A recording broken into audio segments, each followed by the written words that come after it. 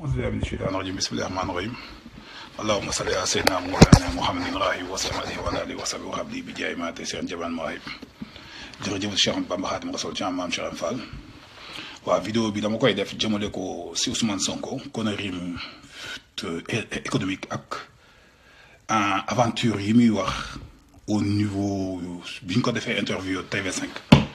pour attirer électeurs sénégalais yi ak ñi nga xam ni am nañu xam-xam te mun a saytu nit ki li muy wax ndax teg na ko si xam-xam ak ay théories yu wér. Ousmane Sonko nag yàgg naa noo xamul fu mu jëm ak fi mu ñu bi bëgg woo si populisme bi muy woote ñu naan mooy Macron wala mouvement 5 étoiles yaakaar naa ne loolu ku gàtt xam-xam rek kay wax. mouvement 5 étoiles gis ngeen crise bi mu créé en Italie Macron gis ngeen gilet jaune yi problème bi mu indi fi mu toll nii en France ak problème mu enseignants yeeg yooyu yëpp. kon ndegam économie yu solide noonu bi ñu indee koo xam ne amul expérience populisme la teg mbiram ñoo leen indi si tooxi duuna yooyu Ousmane Sonko bii nga xam ni munoo jàpp Casamance ba mu daj wala nga jàpp lenn li muy wax ba teg si bët ne lii defal na ko Sénégal 1 milliard yi muy wax je le défie ki ñaa ko Cheikh Khadim doo musa toog ne dossier bii doo musa toog ne dossier bii dossier diw la 1 milliard la sauvé la sauvé le gouvernement sénégalais naan j'ai sauvé des milliards pour le peuple sénégalais loolu du wax du si dëkk amul preuve et je te défie demain léegi nag man si xam-xam laay wax ak yow damaa bëgg man du ma la wax ay excès gu ma say dossier si wàllu wahhabisme yi yooyu moom dama koy denc fu ma ko war a génne ak mais si xam-xam laay wax ak yow pour di défier nag képp ku nekk Pastef Canada nga xam ne mooy héritage Ibrahima Fall bi électorat Ibrahima Fall 2012 la fi yor képp ku nekk France nga xam ne am na ñu fa nekk Sciences Po ñu def économique yëpp ñu génn waxuma la sa yow nga tontu dañ la génn tontal la justifier li nga wax am na foo ko teg bi nga demee TV5 ba ñu laaj la. dañ laa njëkk a laaj CFA bi da nga see bëgg a génn nga ni waaw da nga si bëgg a génn te da nga ciy génn Sénégal ne c'est un tontu bi nga tontu da nga ne c'est une monnaie lourde puissante et actuellement loolu c'est un handicap par rapport au Sénégal loolu nga njëkk a wax. deuxième point bi nga génne nga ni ñu laaj la léegi yow la mooy say politique pour suqali Sénégal yan solution ngay proposer solution de la journaliste bi laaj nga ni. constat bi nga nekk a def et c'est une évidence boo xam ni Sénégal yëpp xam na ko le Sénégal est dominé par un secteur tertiaire mooy l'offre de service nga ne nag loolu da nga bëgg dem en étape d'industrialisation pour amener des valeurs ajoutées et ak des retombées fiscales léegi nag ma bëgg la indil si sa théorie yi ngay wax li wane ni yow tu ne maîtrises même pas li mooy la mooy politique monétaire tu ne maîtrises même pas jël nga tam exemple Paul Kagame tu ne maîtrises da ngay aventurer si ay politique yoo xam ne amoo xaritu Rwandais doo lire ay documents doo seetaan documentaire sur Rwanda doo lire ay articles ak ay ak ay informations sur Rwanda da ngay jug ak jox jël un exemple parce que du populisme sénégalais yi ñi ngi wax si Facebook bi Paul Kagame yooyu yëpp naa si indi que li nga si wax lu si tegu si xam-xam amul dara lu si wér amul. kii di wax ak yow nag ku xool Sëriñ Tuubaa ba mu doy ko doyloo ko wóolu Sëriñ Tuubaa yow nag da nga xool mag ñi fi nekk yëpp na man ni diine tijaan tarixa tijaan ak tarixa murit ak xaadir kenn doyu ma si sa ñàkk doyloo googu nag moom moo tax man ma lay attaque pour walla ni tuuti nga yow si fi mu toll yi ñooñu doy ñu ne ngay jiite ñoo xam ne ñooñu dañ leen doy léegi nag si wàllu xam-xam nag laay teg ak yow man foo xam ne damay woo seen gaañ ñi nag xam naa ay saaga moom ku ñàkk pexe rek mooy bi ma ñàkkee pexe man sama diggante ak Macky Sall dama ko saaga parce que amatuma doole mu jeexal na mais nag ku ñàkk pexe si taw xam-xam laa lay wax di la wane ne yow ñu la topp sa ginnaaw ay jeunes yu frustrés ñoo si ëpp ak ñoo xam ne c'est des diplômés non recasés ñoo xam ne amuñ wala ñu xamul amul expérience internationale yoo xam ne wala expérience de vie boo xam ne si milieu professionnel mun nañu xam ne yii ngay wax c'est de l'aventure li ma yàgg wax ni ay journalistes rek kay nekk di la yow spruce feed moom la ñuy wax anaam moo xam ne lu mu def dañ ko jox information muy comme syndicalisme muy débalé comme Pape Alé Niang comme comme Baba Aïdara c'est leur métier je leur attribue ñoom loolu c'est leur droit mais yow t'es un politicien on te demande des solutions pas ñëw di casse kese nee naa la si législative daaw yi loo fi toxal rek indi fi solution te sa solution yi ngay wax nag laay ñëw indi li nga wax TV5 nee nga le CFA c'est un handicap au développement de l'Afrique foofu ñoo fa tolloo man je suis un nationaliste conservateur anticolonialiste anti-France man je suis maa la gën a bañ France li suñu wax bañ ni ko weex doy na jaam yàlla man je le résume bañ France doy na jaam yàlla maa la France sama boutique sa France bañ ko moo tax mënuma fa France maa la ko gën a bañ mais sa CFA bi li nga siy wax dama la bëgg jox un exemple avant may avancer di décortiquer say wax anglais bi ñu duggee ci populisme bi nga dugg mi bu ne Grande-Bretagne wax nga ko jël nga ko exemple tam bi ngay wax ak journaliste bi bu ñu demee ba def Brexit te indi ñu ay solutions yoo xam ne ak ay planification yoo xam ne rigoureuse na yoo xam ne moom la ñuy jël comme plan de substitution par rapport ak Brexit bi bañ ko defee ba nag dañoo toog jaaxle fi mu toll nii su ñu defoon vote référendum gaañ dañ naan delluwaat ci Union européenne kon yow yaa ngi ñuy proposé génn CFA te lépp populisme te mënoo fi teg benn solution ne suñu génnee CFA nii la ñuy gérer sécuriser suñu monnaie suñu flux de devise ak suñu balance commerciale ni ñu koy équilibrer ak lan mooy su monnaie de substitution bi man nañ koy harmoniser bu une politique panafricaine ak pays sous régional yi membre de l'UEMOA amul benn solution boo toog loolu nañ génn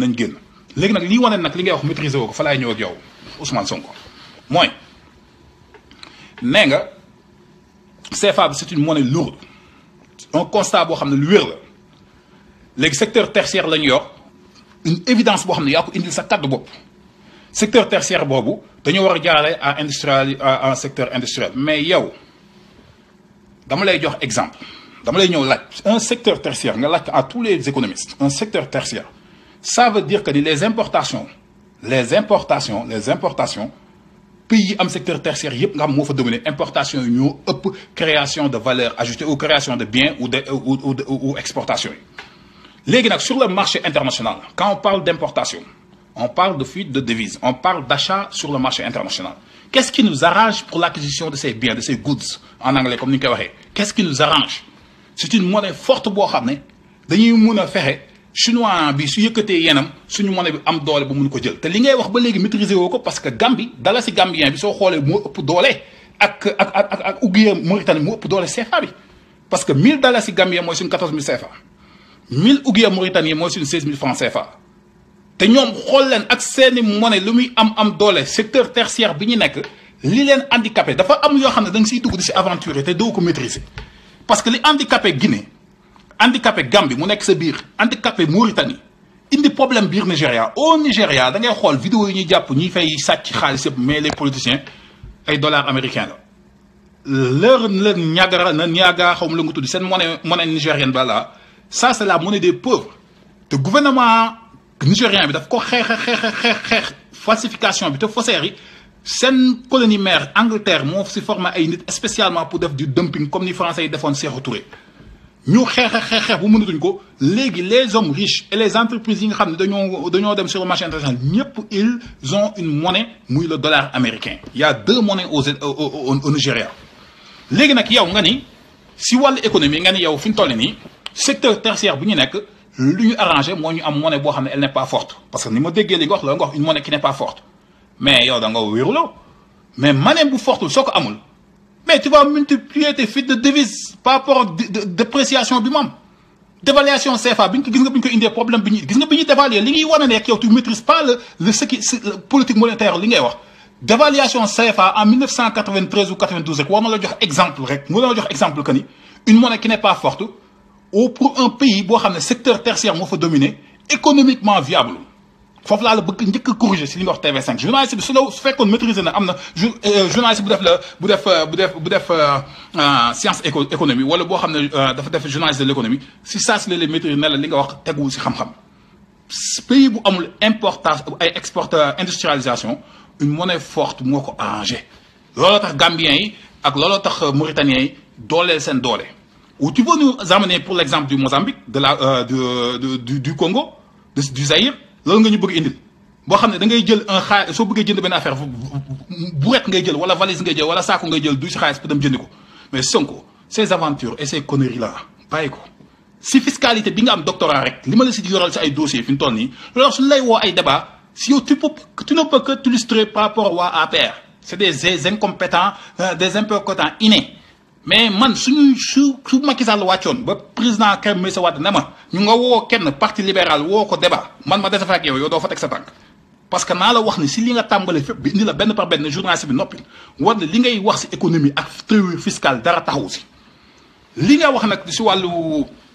secteur industrialisation dama lay si indiwaat ak yeneen contre exemple politique chinoise entre année 1990 ba 2010 ba nga xam ni banque fédérale américaine banque centrale américaine ak banque centrale européenne dañoo tàmbaloon di xeex doon wax régulation yen chinois bi parce que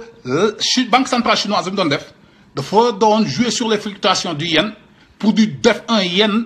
déprécié, un yen pas fort pour mën a attirer des investisseurs ak des entrées de devises pour nit ñi au niveau de la compétitivité à l'international par rapport aux autres, à ces autres compétiteurs muy comme la Corée, l'Inde, l'Indonésie, l'Allemagne et le Canada pays yooyu nga xam ne généralement ñoom ñooy gën a lu ñuy le Japon ñooy gën a lu ñuy concurrencer ak Chine ñooñu ñu fexe ba Chine fexe ba attirer plus d'acheteurs à l'international vers fort sur le plan du textile, sur le plan comment ça s'appelle du solaire, des nouvelles technologies green, des green technologies sur le plan du computer science muy technologie informatique yi yëpp Chine du 90 en 2000 dafa def un yen affaibli parce que c'est un pays industriel. Je vais te donner un autre exemple muy le Canada. Le Canada, à chaque fois, il y a des changements ou des fluctuations sur le prix du bois, sur le prix de l'aluminium, des métaux lourds, des minerais, des minerais, du pétrole et du gaz, comme c'est des exportateurs maxi lolu. Qu'est-ce que le Canada fait pour être plus compétitif par rapport aux autres, par rapport au marché américain? La Banque centrale canadienne, la Banque centrale canadienne, day jël taux de prêt, da koy wàññi ba foofa day nekk ay 0.2 digits avec un point lay doon 0.3 0.1 dem pour 1% ça rarement loolu la da koy wàcce ba noppi nag daaneel dollar canadien bi pour que américains yi au lieu que ñuy dem di jënd si yeneen dëkk yi ay Chine ak yeneen dëkk africains yi ñu retourner aussi par rapport ak canadiens yi pour mën a jël produits canadiens yi léegi nag yow pays industriels yooyu ñoom mën nañu def une politique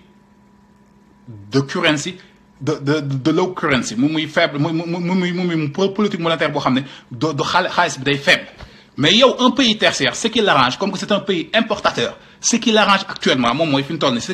qui l'arrange actuellement moom mooy mu am un dollar boo xam ne ou un currency boo xam ne dafay high pour mun sur le marché international mu mun a acheter fi mu toll loolu ñu waroon arranger léegi nag li ma lay digal mooy yaa ngi wax si wàllu Paul Kagame tu ko joxe comme un exemple te xamoo li xew Rwanda. Rwanda va voir comme tu donnes va voir comme les Chinois ont monopolisé le secteur textile, le secteur de métallurgie. Et même si tu nous compares avec le Rwanda, le régime hydrique et leur balance commerciale agricole, c'est 12 mois la ñuy mën a cultiver ba mën a ñoom am cette autosuffisance alimentaire boo xam ne dina mën a def à toute forme de répression monétaire au niveau des grandes puissances dina mën a ñoom mën a subvenir aux besoins internes primordial muy l'alimentation de leur peuple. Kon ñun chinois bu Paul Kagame bi ngay wax soo ko xoolee un pays boo xam ne les libertés civiques les droits de l'homme un pays boo xam c'est les Chinois qui maîtrisent tous les secteurs. Même les Rwandais yi nga xam ne si Alberta bi ma nekk ñoo fi ëpp sooy wax ak ñoom il critique ses politiques nga gis mu defar ay immeubles defar ay yooyu nga xool son taux d'endettement par rapport à la Chine nga bëgg ñu ñëw jox un exemple de Paul Kagame Sonko del wax loo xam sa politique monétaire yi ngay wax dama ni la un pays tertiaire bi nga wax man je suis pour la sortie du CFA mais avec des politiques harmonisées avec les pays de l'UEMOA et il faut mettre en place des politiques de gestion des flux d'argent au niveau des flux monétaires au niveau de l'UEMOA, de contrôle de la contrebande et même de la stabilité politique des autres pays. Parce qu'un pays instable, si nous avons une politique monétaire commune, un pays instable, comme le dalon lire, bi ñu ci Maastricht di dugg lire, li dalon pour traiter Maastricht bu ñu dugg ci lire di dugg ci euro bi, li dalon Italie ak Espagne ak Portugal par rapport aux autres pays européens gis ngeen ralentissement économique bi mu créé ci yeneen pays européens ñoom seen croissance nu mu jugee kon donc Sonko li ngay wax ci sortie de CFA dama lay défier mooy ñaar nee nga fi da nga sauver le président gouvernement Sénégal ay milliards peuple Sénégal génneel dossier bi ne ban dossier la doo ko mos a toog wax ko li ngay wax ci sortie CFA bi bul ñu wax génneel CFA ça c'est du populisme li ñu bëgg a dégg yan solution ngay proposer pour suñu génnee CFA par rapport li xew Mozambique li xew Zimbabwe du fi xew li xew Zaïre duñu xew li xew Guinée du xew li xew Gambie fi mu toll di xew li xew Mauritanie du xew c'est tous des pays qui nous entourent c'est des pays qui nous entourent limitrophes yoo xam ni ils n'arrivent pas à décoller industriellement et ils ont leur propre monnaie donc loolu laa la bëgg wax ni li ngay wax naan ay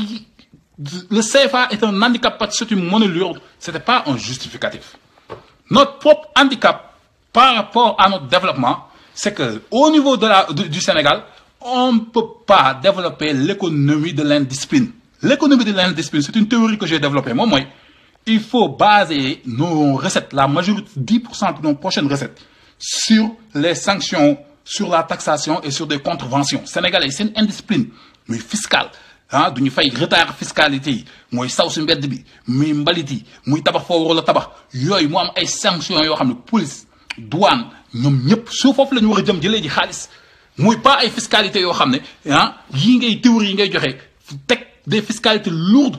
à la population foofu am naa si benn def jox naa ko wax koo xam ne leer naa ne su ma ko waxee fit dina am dina ñëw si yéen waa Pastef loo tax ma wax ko pour mu bàyyi pour mu eggale la ko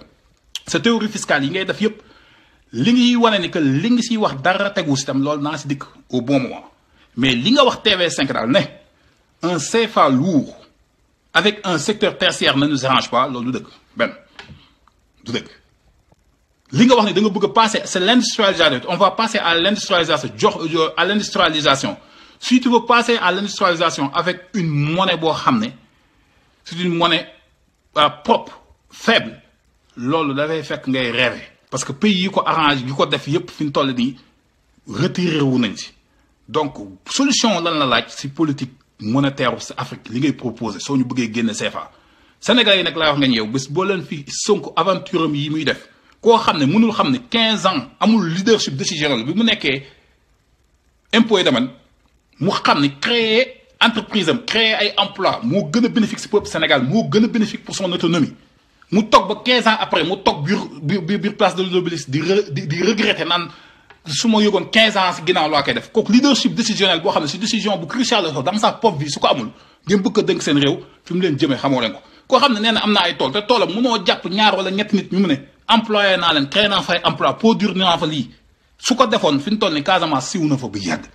Sonko c'est un immature boo xam ne il n'a pas l'expérience de gestion ne vous aventurez pas si loolu ku xool Serigne Touba ni ko yàlla def doy la kooku ku mu doy loolu dafa am weedi yii muy wax si théorie yi sénégalais yi soo waxee ay PIB ay croissance ñu si bëri jànguñu xamuñu lan mooy notion interne variance yi nekk si biir liruñu ay article ba Sonko de naan dafa am xam-xam yii muy wax ku toog ak Ibrahima Sall bi yoroon plan sax wax na ko le nihilisme qu'il est en train de faire sur ces politiques de solution qu'il propose y a rien de viable à long terme. L'exemple de la Grande-Bretagne bii nga xam c'est une économie forte lourdement équipée avec des réserves yoo xam ne colossaux des réserves colossales comme colossaux lañ koy wax des réserves yu rëy en or ndegam ñoom bi ñu defee seen Brexit ci Europe bi ñoo koy regretter fi ñu toll nii estimement yow fi ñu toll nii un Sénégal man je suis pour qu'on sorte du CFA mais d'une manière réfléchie posée planifiée boo xam ne dañuy wër ni on a fait un premier pas vers l'industrialisation on a sécurisé nos exportations de pétrole et je vais te donner un exemple balaa mooy ñëw ak yow fenn gis nga l'exemple de li nga wax sa fiscalité niche fiscale dañu war a yokk fiscalité nga wax loolu nga maîtriser te lan si maîtriser teguwul exemple laa si jox gis nga y a actuellement une crise du crude du oil crude oil sand mooy le baril du pétrole ngeen jégal na anglais bi moo may indi gàllankoor ba fa may fàtte sama mu français yi bëri le baril du pétrole yi jóge si oil sand bi dañ ko rabattre ba mu doon $11 le baril te américains ñu ngi koy jaaree à plus de $30 ou 40 je pense Texas gouvernement bi li mu def fi mu toll nii gouvernement bii li mu def fi mu toll nii dafay indi ay politique fiscale yoo xam ne day dafay allègements fiscaux pour entreprise yooyu pour ñu mun a survivre mauvais temps yi yow nga bëgg ñëw suñu entreprise yow dinañ nga Sénégal ay secteur tertiaire rek a fi nekk nga bëgg ñëw di wax ay politique fiscale Sonko va revoir tes notions en économie va revoir tes notions en finance va revoir la géopolitique en politique monétaire va revoir les réalités tous les pays yi ngay wax ak Paul Kagame li ngay jël en exemple qu'est-ce qui se passe au Rwanda avec les Chinois avec l'endettement par rapport à la Chine avec les droits que un président qui gagne à 98% va revoir qu'est-ce qui se passe là-bas ndax ñun foofu la Sénégal bëgg ñu yóbbu ñu fa non on est loin de ça li ma lay proposer nag moom mooy ba conseil laay jox defal backup jël experts yi nekk sa ginnaaw di leen bàyyi ñu lay demal say débat suñ la proposé loo xamatul looy wax nga esquiver question bi comme ni nga ko esquiver si wàllu ti bu la ne wàllu murit nga ndax Ibadu wax man nga ni nga ko esquiver biir place d'indépendance nga esquiver ko foofu mais daal foofu laa leen wax ni Sonko yii muy wax théorème yi boo si topp mooy fiscal naa si indi ak yeneen lenn lu si tegul loo xam ne mën na jëmale Sénégal kanam amu si lii mi naan une industrialisation soo ko fëggoon léegi nii ne ko industrialisation Sénégal foo koy teg du la ko teg li muy wax si politique de taxation des entreprises étrangères tam naa ko si indil ay contre exemple yu wér wax naa ko sànq exemple Chine exemple Corée ak exemple yëpp li jëm si Chine ni mu doon jouer si monnaie si monnaie ba banque centrale américaine européenne ak banque fédérale américaine doon ko bëggoon ñu toog sur la table ba mun a fixer monnaie yen bi fluctuation bi loolu yëpp yow nga bëgg ko gis yow bëgg naa ñu Sénégal fi mu toll nii secteur tertiaire la monnaie lourde du CFA ne nous arrange pas oui. Ça ne nous arrange pas pour notre indépendance monétaire. Oui. Mais actuellement, avec la situation, bien que les pays africains, instabilité, la fois dernière, je suis sorti en réunion avec un grand CEO d'une des plus grandes entreprises pétrolières. C'est un représentant CEO au Canada. Bima kay wax gaz pétrolier, gaz du Sénégal. On prévoyait faire un pipeline, West African Pipeline. Pour commencer Mauritanie, le Sénégal, ñëw ba Nigeria, romb Ghana. Mais l'instabilité qu'il y a eu en 2010, je pense, en Côte d'Ivoire, avec Boko Haram, on s'est retiré de ce projet. Mais le Sénégal, am nañu ay vision sur le pétrole et le gaz. Mais actuellement, Mozambique, faut lañ ko développer parce que moo gën a stable. Mais si toutefois, le régime yi di ñëw, ñu ngi leen di suivre ces droits, ñu stable, nous, on va s'intéresser sur le gaz sénégalais. Congo xam ne yow lii ngay wax rek stabilité politique kese dafa am enjeu si politique monétaire te yow maîtriser woo géopolitique boobu kon donc Sonko je t'invite yii mën nga ndax étudiants yi nekk UCAD wala nga ndax ñi nekk Canada fi ñu toll nii xëy na diplômé guñu wala mer nañu wala frustré lañu wala ñu nekk France yi fa chômer mais ku am expérience di liggéey si grande entreprise mondiale yi nga xam ne dañuy gérer ay projet wu des milliards de dollars kooku doo toog di wax ak moom ay yenn wax yi muy dugg fii di génn fii. li ngay wax teguwul Sonko man Cheikh Ibrahima bu Cheikh Chérif Assane Fall maa la ko wax te lii ngay cappi yëpp di bëri wax ak ñëpp ak débat yi ngay tëkku ni ñëpp su kañ la ñuy xam ni sa compétence na Macky Sall wàcc ba président Meïssa Wade sañ ma ne ma maam Cheikh demal la wala waa parti libéral si benn débat ak Sonko si boobu la Sénégal yi di xam ne ki yaakaar Sëñ Tuubaa nu mu rawee ki yaakaaru Sëñ Tuubaa loolu nag rek laa am li mu lay wax ni c'est li ngay wax ni xoolaatal ces politiques yi ngay wax xam ne ñun on est loin du populisme on veut des politiques réfléchies c'est que quand tu fais un concept de la table rase quand tu balais des concepts amène des solutions yoo xam ne viables la justifiées yoo xam ne ça peut convaincre une personne boo xam ne il est expérimenté il a l'expérience professionnelle nécessaire et qu'il est expert dans son domaine pour mun laa wax lool mais cette théorie fiscale ak dollar ak CFA bi nga wax ne lourde la c'est un facteur limitant pour l'industrialisation du Sénégal loolu góomoo ko actuellement on devrait profiter du CFA pour s'industrialiser ba ñu industrialiser nag léegi ñu jéem a revoir comment on va faire avec le CFA beneen politique moo wax la dévaluation une monnaie faible ngay jouer la dépréciation du CFA ça n'a pas stimulé les investissements dans le domaine industriel au Sénégal jamais donc c'est des politiques gouvernementales yoo xam ne c'est rigoureuse de gestion et même des politiques de sanctions sur comment ça s'appelle les contraventions sur la corruption yooyu la ñu war a gën a jéem a focaliser pour mën a jëmee Sénégal fu ñu war a dem ak politique agricole yoo xam ne mooy li ma leen proposé man li ma proposé Sénégal lépp mooy wax te je défie tout le monde canal président Abdoulaye Wade bi barrage Cheikh Ahmadou Bamba bi 700 000 emplois équilibrer suñu balance commerciale prête pour def ñu un pays exportateur stimuler emploi rural bi man solution yooyu laa gëm mais ay solution casse képp ngay def te loolu journaliste yi Baba Aïdara ak Pape Alé Niang seen wàll la ak Cheikh Yérim mais pas yow léegi nag maa ngi lay xaaraat kenn génn si yow di la tontu di la justifier la na fi indi théorie yu wér teg ko fi wér te maa ngi ñëw say théorie fiscale nag fi mu lay xaar des na gul ak la nga ma waxoon si sénégalais yi ak la nga ma waxoon si suñu diine gi loolu yaa ma ko wax nopp ak gamin bés bu fekkee ni li ma wax du dëgg nag su ma ñëwee Sénégal maa ngi nii et je maa ngi lay fayal avocat pour nga porter ma plainte diffamation mais ñëwaale la kaamilu alxuraan pour weddi li may wax kon Sonko xamal sa populisme bi ku nekk au chômage ku amul expérience professionnelle ku jàngul nga mën a yëngal mais ñii nga xam ne dañoo woy dégg na Cheikh Abdou Lahad waxoon mel na Serigne Touba nampal leen si xam-xamam kooku mënoo ko yëngal jërëjëf Cheikh Ahmadou Bamba Khadimou Rassoul jaam maam Cheikh Fall waaw ñun Serigne Touba képp mag ñi fi nekk duñ leen jéggi un patriote un civisme un nationalisme ça commence par un ancrage à ces valeurs. Et ces non-valeurs, ça commence par nos résistants qui nous ont libérés de la France. Ça commence par nos résistants qui ont permis à ton père, à mon père, d'avoir des noms musulmans. Donc, si vous avez fait me convaincre, c'est l'un Sonko.